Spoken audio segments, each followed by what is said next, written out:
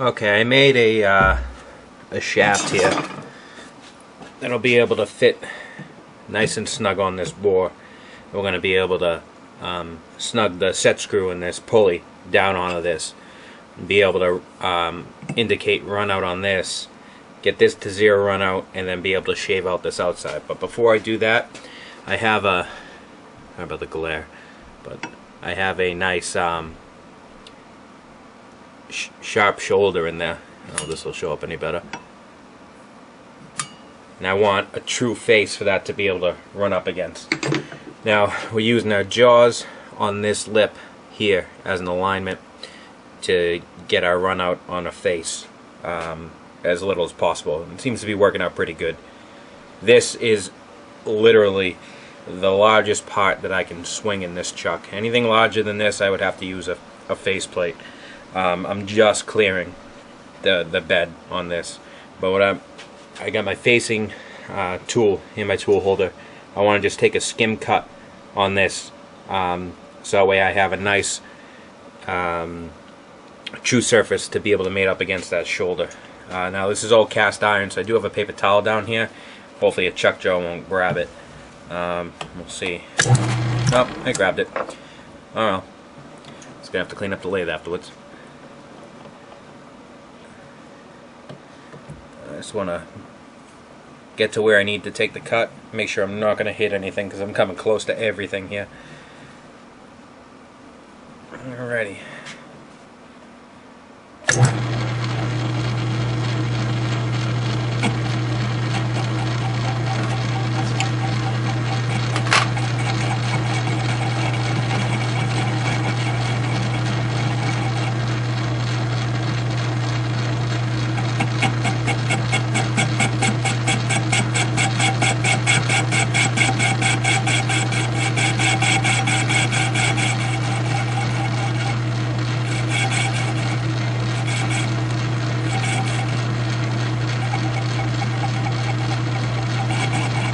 Just trying to take as little material off to chew up that face as possible.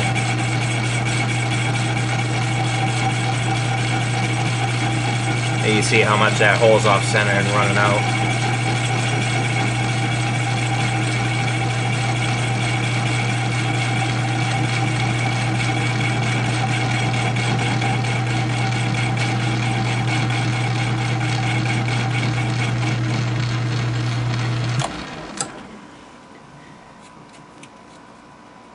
Still hitting a little bit of a divot right in there. Take this a little bit more.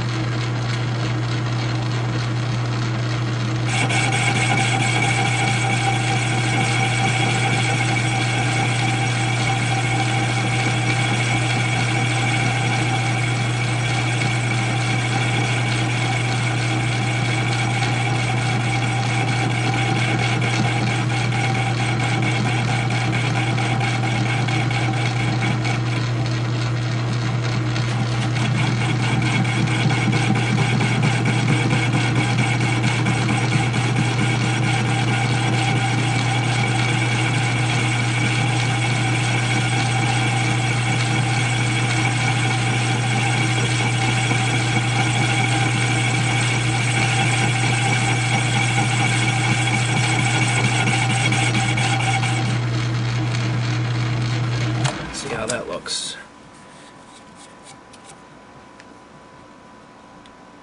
Yeah, those divots are really deep. That's the best we're gonna get. At least I know I have a flat face all the way around. Those are actual voids in the cast. Let's see if I can get you a little closer on it. Hang on a second.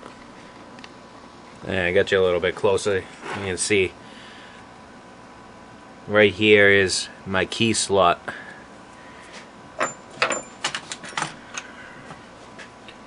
Right there's my key slot. That's a chip coming out from when they cut the key slot. That's a void. But we're running true on this face now, so I have something to shoulder up against and get those faces as best I can. Alright, so let me get this out of here now.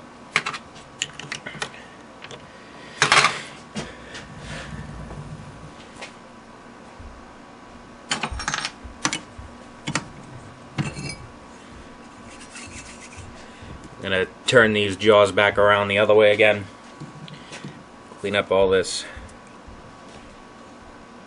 cast iron garbage, and we'll get this mounted up. Alright, here's our setup. We're all locked down.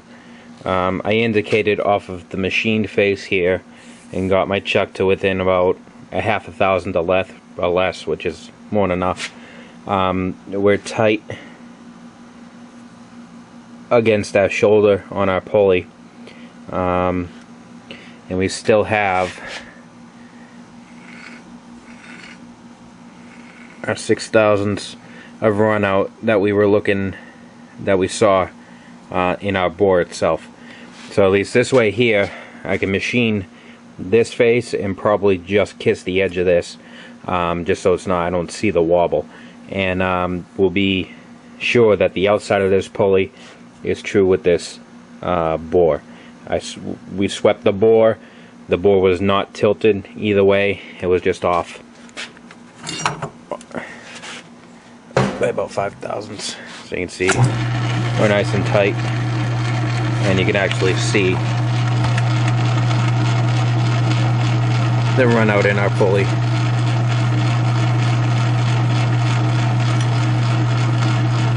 Right there. So we're going to take that off and get this squared up. Our only problem is we're obviously right about to the capacity of this lathe. Actually, not quite the capacity of it, but I can't swing over my carriage here. So I have to get probably, and that's as far out as my carriage will go. So we're gonna have to get creative to kiss this face, and I'm probably gonna take this tool post and turn it sideways so that the tool is out in this area here, hang a boring bar off the end with a cutter, and be able to feed in. We'll see how that works. Alright, so here's the basic setup. I'm going to be able to go in there with the boring bar on the side.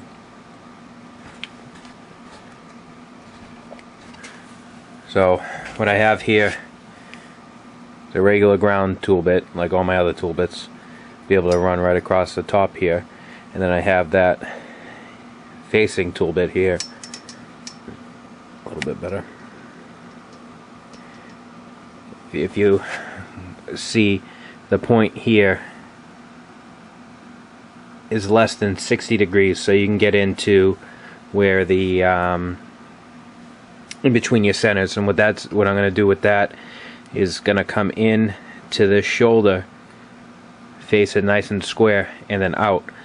I want to do that and make sure I have a nice point in there, because that's where the edge of our saw blade is going to ride against. So we'll true up the face of that little lip, and then also get a nice 90-degree corner in there for us to work with. So I got to square this up against the tailstock right now. So you just flip it around, make sure we're on center, and we'll see how this works. Alright, I have my bit on center. I have just enough overhang to be able to clear the part without running into my carriage. I have just enough overhang on my bit to be able to clear this. I have the largest boring bar I can fit in this holder with the largest bit I can fit in that holder to make everything as rigid as possible. So we're only taking a little bit. See how we do.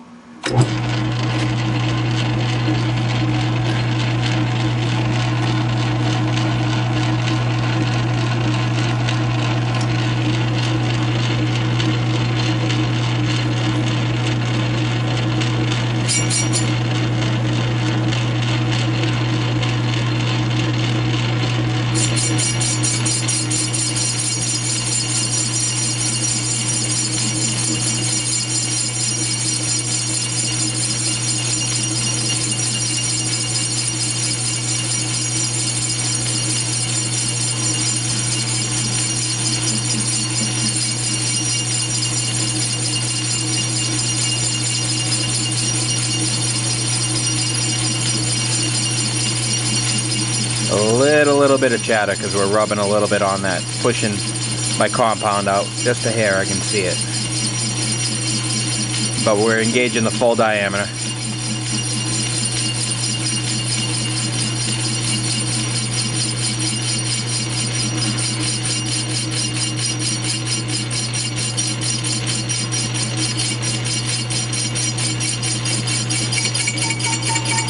That's that shoulder. I will see if we can kiss the outside of this.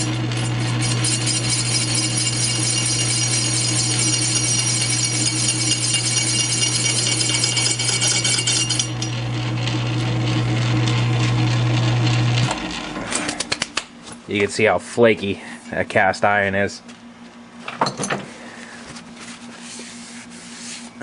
Not too bad. Very nice finish. Very, very nice finish.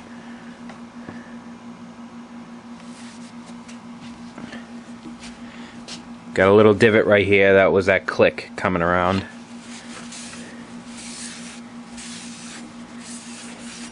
A little bit of a low spot right here in the pulley. Right in the edge. Just a hair more, and we'll clean that spot right back up.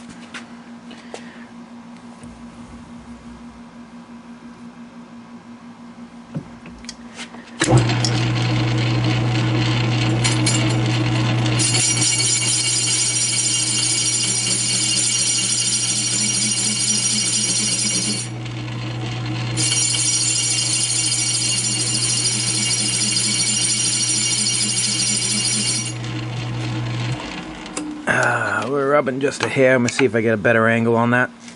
A little bit more of a lead angle. Should take care of the rub.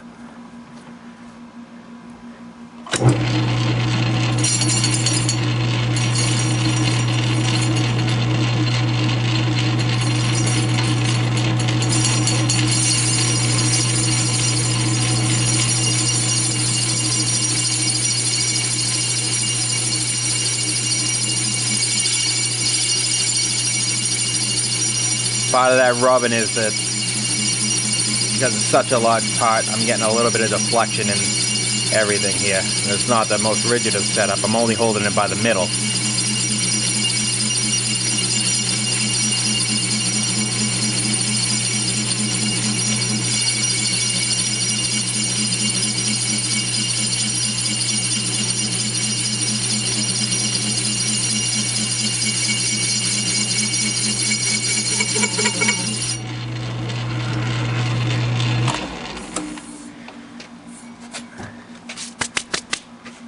Cast iron everywhere.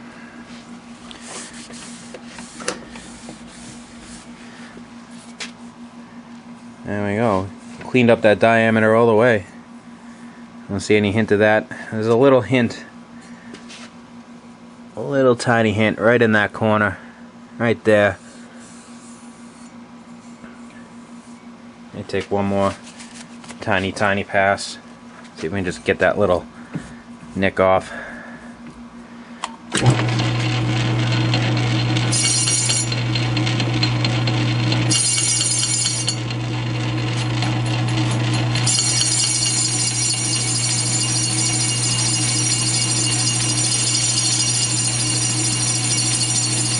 I'm just hand feeding this very, very slow.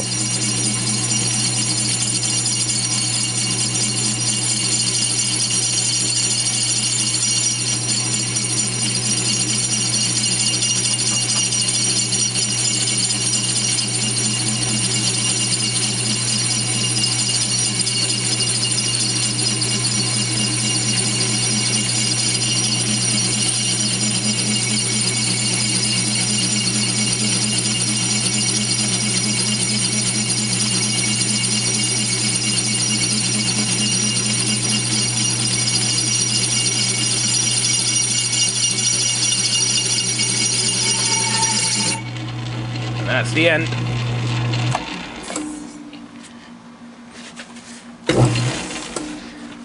There we go. I like that. I like that much better. I'll go for that. Now I'm going to flip my bit around here while facing that little corner. Now we have our holder turned around.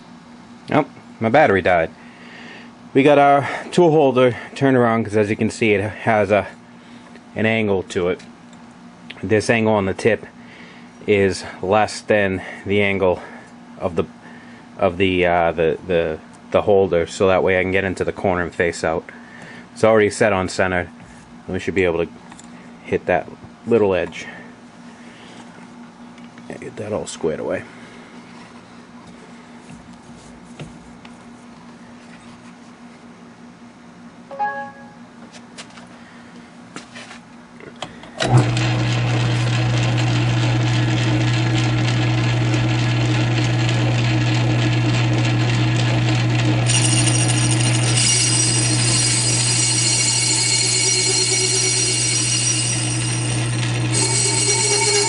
That's the edge.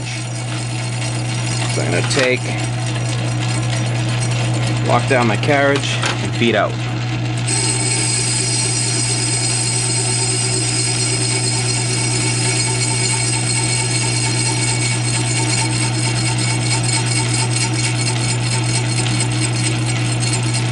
Alright, we didn't get a complete smooth cut, so I'm going to feed in a little bit with my compound.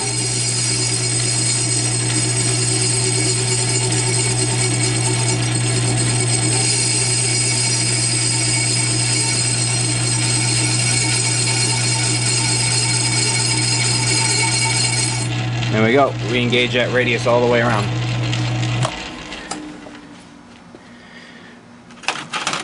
Unlock my carriage.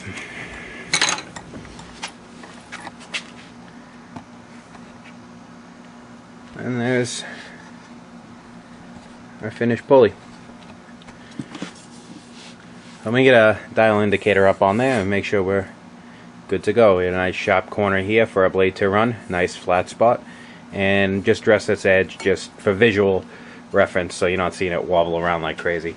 And you can see this stuff is powdery as hell, all this. So you do, after you machine any kind of cast iron, you definitely want to clean off your lathe, get all that crap out of there. Let me get a dial indicator on there and see how we did. Alright, moment of truth.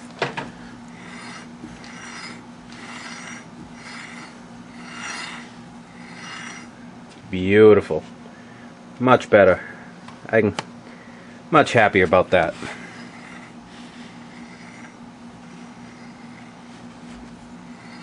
No appreciable run out in this thing. Now I'll make my blade track a lot better. Keep it from hopping around and keep me from throwing it. Alright, here's the key. Well, that pulley, this was pretty well just scored up like crazy. All it took was a little bit of sandpaper to straighten it out. This feels really light to me. This isn't, I mean, it's the shape of a key, but it's not key stock. This is really, really soft metal. I don't know what the hell it's made out of. That slides into there. We slide freely in there. And behind the pulley, there was this little ring. Now, this ring was not concentric.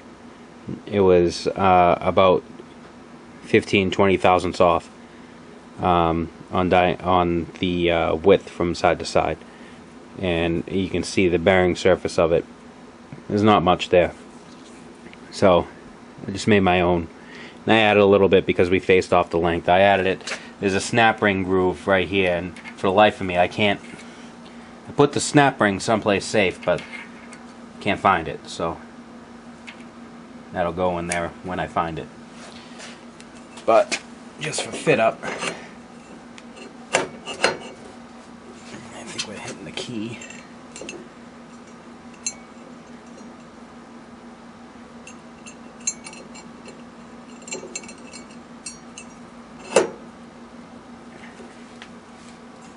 We're in line with that snap ring, like that.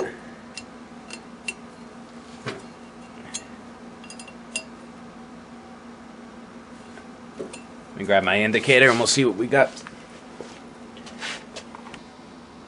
Alright, we got our indicator on there. See if I can zoom in on here. Alright, let's see how we did.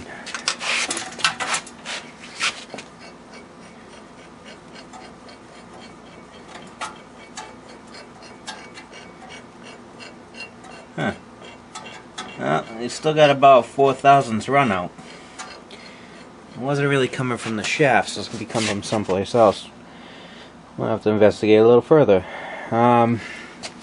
See how this shaft... Oh, wow. Yeah. This deflection here that you just saw, that's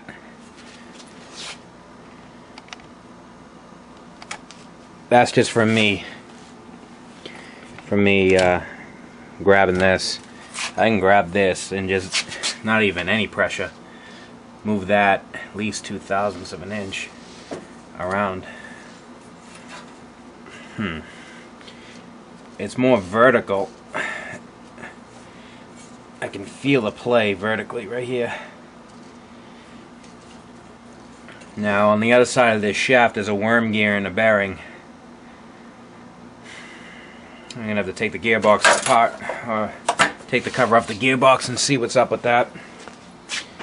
Because we definitely know that this bore and this wheel are concentric. Yeah, we're still getting run out there. It's come from someplace else other than that. We double checked. Our surfaces were concentric. My issue was, you remember when I said we had some what look like chips from the key from when they cut the key saw in the back there? Well, what it was this key is actually not straight. The keyway that they have here is actually cocked. It's deeper on the back than it is on the front. So when you tighten this set screw, it did this to the pulley. So to get around that, I took a piece of brass 5 thousandths shim stock and put it about a little more than quarter of the way in the back of this key. And I didn't. This is tight, and this isn't going to move, but I didn't crank it tight, and that got rid of my run out. So now we're running perfectly concentric and nice and straight. Let me zoom in on my indicator here. And I'll spin that.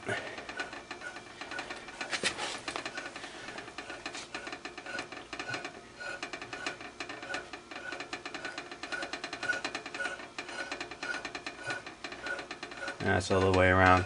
So maybe a half to 1 at the very, very, very most of run out on that pulley now. I'm much happier than that. That top pulley there is still pretty good.